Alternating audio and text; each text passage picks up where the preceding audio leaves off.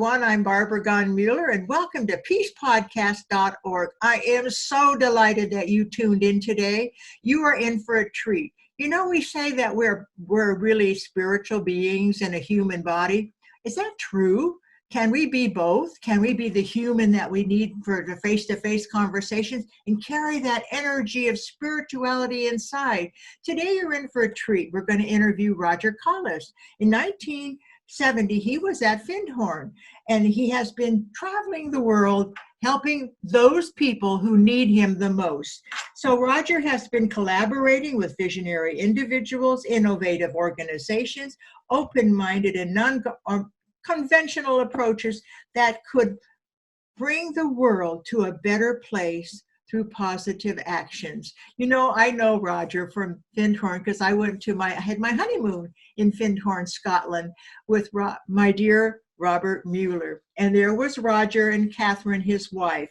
In 1975, he co-founded with other former Findhorn members the Lorian Association to explore the emergence of a new consciousness. Now, remember I said that we're the spiritual being in this human body?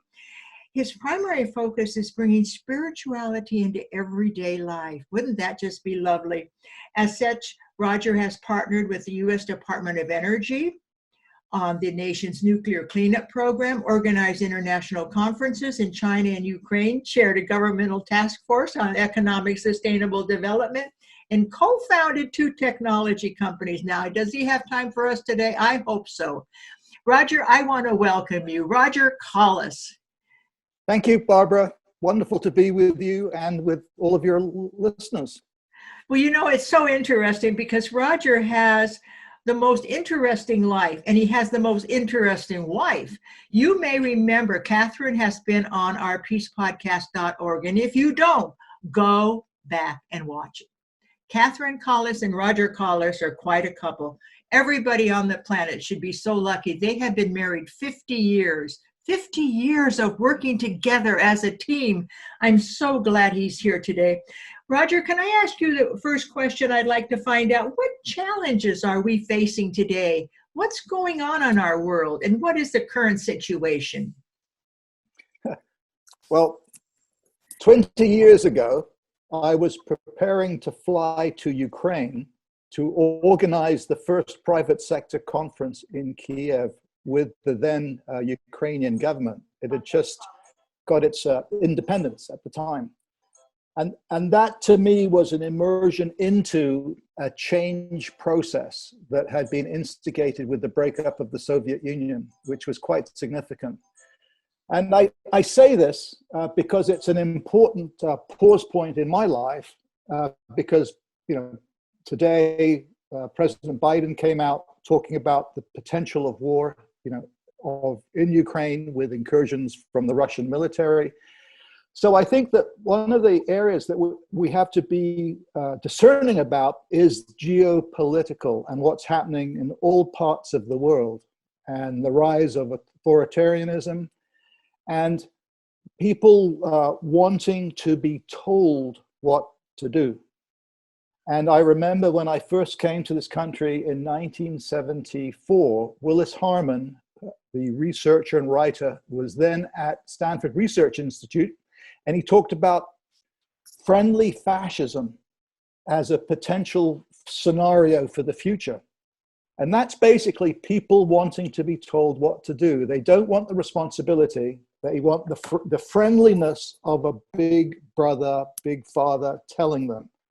And I think that one of the major challenges is for us to come into relationship with our own inner spiritual authority, what is inside of us that gives us agency and will to be here in the world and be a responsive agent and not a reactive one, and to heal those fractures inside of us so that we can become whole in our relationships with others and people around us. I think you're right. I think there's something about the human being that wants to be told what would be the right course of action, instead of taking that inner knowing and that inner knowledge that we're born with that can maybe solve problems in our own unique way. So what are we needing to do to make this happen now? Yeah, I mean, that's a very, very a good question. And it's seminal to this point in human history. And I would say that we have to uh, increase our capacities of understanding human nature and who we are to include the spiritual. You know, for many decades, we've sort of divorced the spiritual from human activity, or we've placed it within the religious context or within spiritual traditions. But essentially, the spiritual life is available to all of us. And that's a life of kindness and loving and care. And I will use this term again, discernment. You know, it's not just accepting, you know, everything. It's being in right relationship to the world about you. And that requires having collaboration and cooperation and an open heart and being able to work with the diversity of the human experience. That's so And that beautiful. diversity is so important. Yeah, the right relationship with the future and with now and with who we are. Yes. And so Yeah. as I look at you, I'm in relationship with you and I'm listening to you and I learn from you. Well, what do we need to do to create the future that will work for the whole planet, that we can become brothers and sisters and in secure ways that we have what we need and we can share? That's the hardest thing for people to understand, for me, to understand that other people don't get that. There's enough for all of us, right, Roger? Well, there is, and we've adopted a very materialistic worldview and an experience of identifying with material things as if, and our identity, our attachments to that are the basis of our motivation into human life, you know, how we go forward. And I think it's settling into the spiritual. Now, I know that may seem a little vague to people, but it's actually quite practical, which is the recognition that there are outer events and the inner ones, and the inner ones are a different type of ecology. And if one looks to the earth as a living sentient being, then we have to form a relationship with Gaia and the planetary intelligence and the intelligence of all of life, you know, and not just use our nature as a means of exploitation. I use nature as three things. One, it calms me. Two, it feeds me. And three, I'm in harmony with nature. When I'm ready to explore new ways, I go out to my backyard and I look at my trees that are full of fruit, and I look at my garden where I'm picking kale for dinner, and I think, thank you, thank you. I'm in gratitude for nature. And the last thing I hope we do is destroy the nature that feeds us. So what is the call for the future? What are we going to do today that will make the future brighter for everyone, Roger? Well, in response about nature, indigenous cultures had a relationship to the natural world where it was alive with nature beings and intelligences. And we have to reclaim that relationship once more in our post-industrial society. And I think having that connection is so, so important. And look to nature as an ally to work with us. So part of our human wholeness, part of our human community is actually to include nature as part of it. You know, and that's the inner ecology of life, so that it completes who we are as we go forward. And that requires opening up our imagination, our dream life, our ability to look at ourselves differently in terms of being sentient, erotic, beautiful beings that have God-given gifts, and finding ways to express those and give those gifts to one another, however we are called to give those gifts. And it's going to be different for each of us. There isn't a one size fits all. And when we think of one size fits all, then what we're doing is trying to tell the other person how to live their life. And they in turn try to tell us how to live our lives. So if we can move aside from that whole debate and the divisions and the fractures of society and start expressing that kindness to one another and imagining a world where that is possible, then it can come into being. But we have to imagine it coming into being. And if there are forces in our own life that are not allowing us to have that experience and reinforcing the negative and that which is in the process of dissolving, then it's going to be very difficult to lift our spirits up. and express the joy and the love that is so needed now at this critical time in human life. Joy and love and vision. I love those Yes. words. Joy, love, and vision. I lived in Costa Rica for 17 years with Dr. Robert Mueller, and we had a bench of dreams. So many people forget the visions that they were born with, or they forget the visions that could be. And so we have people sit on this 20-foot bench, and they dream the dream of the world they want to see. And they take 2 stones from the ground, one for the earth to remember and one for them to remember, and is to close your eyes. And as soon as they see the vision of a world that works for all, where nature is valued, where harmony is the key word, and I loved your word when you said peace and harmony and kindness, then they throw 1 stone into the ground, so the ground and the earth remember their dream, and then they take the other one with them. And when Robert and I were at the United Nations one time in the delegates lounge having lunch, in comes the Costa Rican ambassador, and she says, "Guess what I have in my purse?" And I said, "What do you have in your purse?" And she said, and she pulls out this little tiny rock, and she says, "I dreamt that on this land in Costa Rica, we will have peace that will go to the entire planet. So I carry this rock with me everywhere. So I remember to work for my dream." And Roger, that's kind of what you're saying. You've been to La Casa de Maria, where we have those benches of dreams. And the bench of dreams can be anybody's bench. You can just put a little sign that says bench of dreams, and live those dreams, work for those dreams. Roger, is that going to pull us into the future? It's a very, very good start. And then we take the dreams and we take the responsibility to act upon them in however we find the way to do it. So it's not dreaming in the sense of being removed from the world. It's actually engaging with the world full on. And you bring that spirit, because the dreaming is the transformative energy to bring about the necessary changes. Because it's very difficult for the transformative energy to bring about the necessary changes. And that starts with each of us, right, Roger? It's absolutely, because it's one's own agency and where one can be in the world, whether it be in families or in the workplace or the institutions where one happens to be or wherever. It starts there, but our tendency is to look for others to do the work for us. And a great example was Obama. Obama became the first Black president, a massive outpouring of love and support. And then for many of us, we said to ourselves, that's great. He can go and do the heavy lifting and do the work. And he wasn't necessarily supported, and he was unable to sustain our hopes and dreams, because we weren't willing, and I'm speaking very generally here, to do the work ourselves, to support and sustain his efforts.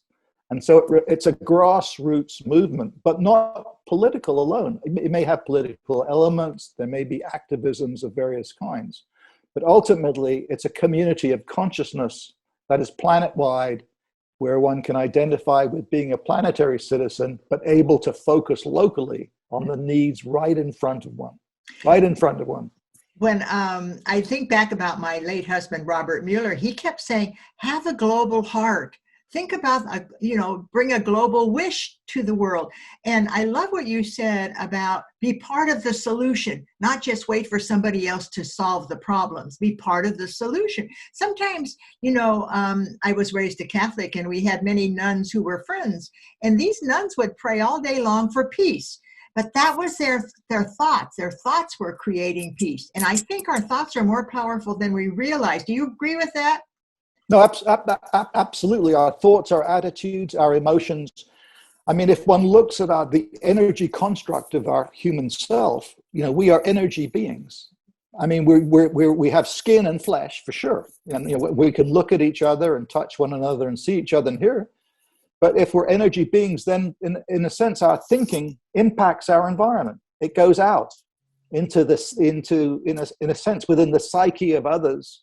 And this collective energy, can be turned into good and joy, or it can be turned into, rubbing the wrong way and fractures and fissures in relationships. So that's why coming into our wholeness individually and doing the necessary work inside of ourselves is so important, because then we're not projecting out on our environment our own inner divisions. We are whole as best we are able, or at least we're on a journey of wholeness. And so others begin to experience that, and then we are a source of blessings to others, and can use whatever means to embrace the fullness of the human experience. And as you just said, thinking like a planet. You become Gaia's intelligence in the world. It's quite powerful and very, very practical. And very doable. It begins. Absolutely. Yes. People, you're watching Roger Collis. Now, Roger Collis doesn't come from the Isle of Iona all by himself. He brought Catherine with him. And the Isle of Iona is where people discover themselves. Well, we don't have time to go to Isle of Iona now. So why don't you create your bench of dreams and go out there and dream the dream, or put it even in your house and dream the dream that will allow you to be whole, as Roger said, whole, and let that spiritual gift that you were born with. My mother always said people were born whole and they could do anything, and then we reprogram them and we make them into what we want them to be rather than what they came onto the planet Earth to do. No, let's go back to our dreams. Let's go back to what we know we can do, and let's be part of the solution. Roger, I always give my guests, and I'm so delighted you're here. This is Roger Collis. Roger, do you have you're going to be getting a website soon, I know, because you told, Catherine asked me about that. But if we wanted to find out more about you, well, I guess I'll keep them posted. When you get the website, I'll put it up on your podcast. Would that work? Well, yes, and I'm a trustee of the Findhorn Foundation in Northern Scotland. So in a way, inquiries or connections can go that route as well. Which is how would that be? That would be findhorn.org. Okay. Findhorn. And although I'm not living there, I have the association, so that's a contact point. Perfect. For me and for Catherine, for that matter, because we do educational work, through that charity from time to time, and I'm in touch with them on a regular basis. Right. I have such fond memories of Findhorn in Scotland. It was a community that worked together, lived together, was in harmony together. It was so amazing to be there with these people who loved each other. I remember having dinner and watching the people in the kitchen. Before they even started to cook, they all got in a circle and they sang a song, and they became one unit of voices. And when you sing your words, there's something, the vibration brings you more in harmony with yourself. Did you know that, Roger? Have you heard that philosophy? That singing harmonizes the brain. Absolutely, and just the holding of hands in a circle, and the touch, and the appreciation for whether it be a meal or preparing a meal or starting a work project, creates a sense of unity that we're in this, together, and it's not just one person who is doing it alone. It's a group effort. So yes, to singing and to celebration and anything that can bring us, together, or just having a moment of silence, together, and that's the inner listening that we so need to do, in which many sort of religious and spiritual traditions, teach on a regular basis. I mean, that inner listening is the basis for most of the world religions in one form or another, because that's the source of inspiration and spiritual guidance that guides many people. So Findhorn is a wonderful example of where that happens, one of the spiritual practices. And the work is love in action. How do you take that into the workplace and have a high standard and bring the joy into the daily tasks of whatever one is doing? I mean, my mother, is an example. She loved to cook. And so for her, the spiritual practice was the cooking. And she was very conscious of it and the serving. So every time she put food on the plate and gave it to someone, she was giving her blessing to it inwardly. It wasn't a religious manifestation. It was just her spirit. This was her gift through the food. And I think we can do that with one another silently. We don't have to go around proselytizing and trying to talk this up. We can work very silently and calmly in wherever we might be to bring this energy into fulfillment and into its incarnation. And I think we're all doing it in our own different ways anyhow. And these podcasts that you're doing, Barbara, bring to consciousness explicit representation of it all, so we can see it, have examples of it. See it, feel it, and practice it. Like absolutely. Yeah. These inspirational podcasts are short on purpose because everybody's busy. But if you get a glimpse of what Roger is saying, you will realize how valuable you are, how important you are, how your inner spirit is so important for the outer world, and how love in action is a model that I love. I try to love even the homeless people when I'm giving them money. And I gave a fellow $4 the other day, and he said, "I'm so grateful for you." And I don't know if he realized, when he said he was so grateful for me, my endorphins were zooming because that gratitude made me happy. Sure. And so now whenever anybody does anything for me, I do the same thing. I say, "I'm so grateful you're here. I'm so grateful you're here in my life." Mm-hmm. And that gratitude and singing and hand-holding.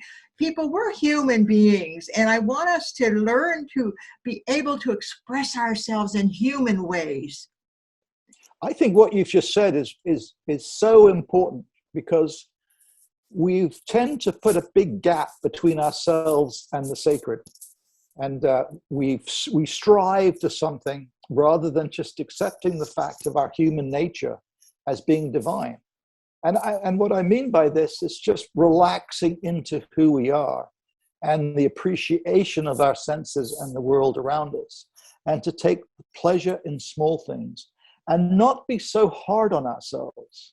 And I wonder, in the spiritual path and in the technology of spiritual practice, whether we beat ourselves up. We're so aware of our deficiencies and what we don't have, and we strive to fill those deficiencies with something. But perhaps we should have a different starting point and say, well, we're here. Accept our frailties and our challenges, settle into that, and accept the challenges of the time, but don't beat ourselves up about it at all. Yeah. I mean, it's crazy when you think about it, that we as a human society in our spiritual development, try so hard, beat ourselves up, have this ladder of enlightenment that we're trying to achieve. And that's very much sort of the Protestant work ethic. It's part of the Judeo-Christian background, which is fine. I have no quarrels with it. But let's look at alternative ways of being with one another, and alternative ways of spiritual practice, and have some fun and lightness around it. And I don't think we know how to have fun. We don't have to have lightness. We don't have to have joy, because we think of it as not serious. And we think of it as not accepting the pain and the suffering of the world, when in actual fact, if you have love and you have care and compassion and kindness and playfulness, you're actually in touch with the world, because that's what the world is at its most fundamental level. And that embraces all of the suffering as well. It's not either or. You're not joy on the one hand and then there's pain on the other. Those divisions are somewhat artificial, and I think we have to find a way of doing them away, so that we can come and bring some wholeness and have a higher synthesis of interactivity in ourselves and with one another. And that's a radical transformation. I think we're at the very, very early stage of this, Barbara, and it's going to take other generations to come in and actually embody this. And younger people innately know something about it that we perhaps have some difficulty within our particular. Well, you said you have just summarized what I think is going to happen this year, 2022.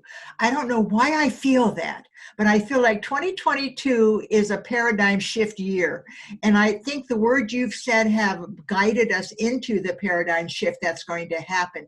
And, you know, people who are watching today, and I thank you for joining us. You know, we now have an app on our iPhone. So if you're in the car and you're driving along and the traffic's really horrible, put in listen to one of our podcasts, listen to some inspiration, and pay attention to the traffic, but listen to the inspiration Roger just now gave you. This is our time to pay attention, to bring our pure bodies out into the world in a way that presents kindness, love, and maybe you're going to be the only love that person experiences that day, but you can be present and be there. Listen to Roger Collis with your friends. Invite them to watch the podcast with you and have a conversation. Stop in the middle of a sentence or something and say, what did Roger tell us we should be thinking about? Have a conversation about what Roger is saying, because that's how it brings you into the harmony that we need on our planet today. Right, Roger? Absolutely. As I say to my grandson, thumbs up.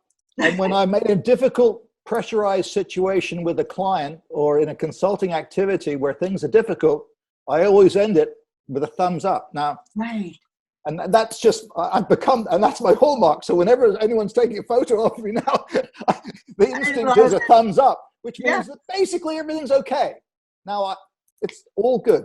It's all good. You know, everything that is presented to us is either a learning opportunity or something glorious, you know, and the learning opportunities come, and I learned so much in my life. But I want to thank you, Roger. You know, you have just opened up what I call the future by the words that you have said. You're bringing us into a future of harmony and love and inspiration. We can inspire each other. We don't have to wait for the Dalai Lama to step in our house. We are the inspiration, and I know it, and I know it. Roger, if you had to have the last word, what would it be today? The last word was yesterday I was at Meditation Mount, lying on the bench of dreams that Robert Mueller and you dedicated, and the Peace Portal, and I lay there for 20 minutes dreaming into the future in my own sort of unique way. I was taking some guests there for them to visit the mount, which is in Ojai in California. So thank you, and thank Robert for the inspiration of these benches of dreams that are there in many parts of the world now. This is such a perfect ending. I should say beginning. This is a perfect beginning for our future, these benches of dreams. You know, so many people have a peace pole, and I say next to your peace pole, put a bench and put the little words bench of dreams on it, and do as Roger did. Lay on it, talk about it, be together, and have that dream and watch it come to be. Dreams work. Robert and I would sit down after we'd write a letter to a head of state or something, and we'd sit down and dream it happening. And it does. Well, you know, thank you all for joining us. You're listening to peacepodcast.org. I'm Barbara Gunn-Mueller, and you can get us on an app. You can go to my Peace Podcast channel on YouTube. But the most important part is be who you are. You were born for a purpose bigger than you even know, and the inspiration that you carry with you, let it out. Let people know that you are there for them and that you are together. This is Barbara Gunn-Mueller and Roger Collis saying thank you for joining us. Thank you, Roger. Thank you. Thumbs up. Thumbs up. It's been a pleasure. All of you join me each week, and you find out we'll have new guests and new inspiration. Thank you for joining us.